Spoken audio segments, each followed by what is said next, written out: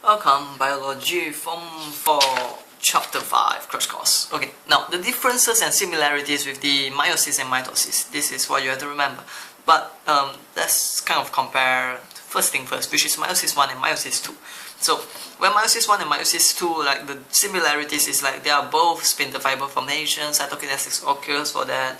The prophase 1, they have the same thing that happens, and then the difference is in meiosis 1, synesis and crossover occurs, and then in meiosis 1, basically the whole thing is like they are paired up together, and then it's like a homologous chromosome, and then when they are separated, they are not separated at the centromere.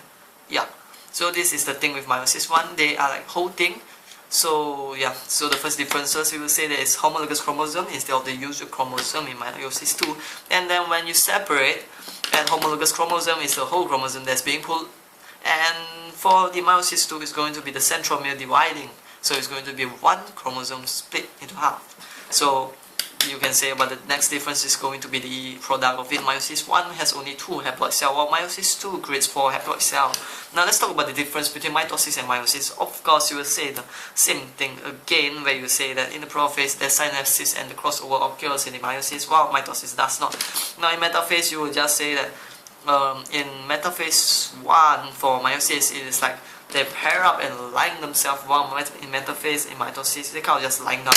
They don't really pair up, they are just like one of them. Now afterward, you have your anaphase, which basically in mitosis you say they divide at the centromere, and then in meiosis you say they do not divide at all, and telophase you say it produces 2 diploid cells, while this one 4 haploid cells. You see, it's kind of like the same thing in between is meiosis 2. Meiosis 2 is like the mitosis, and meiosis is meiosis 1.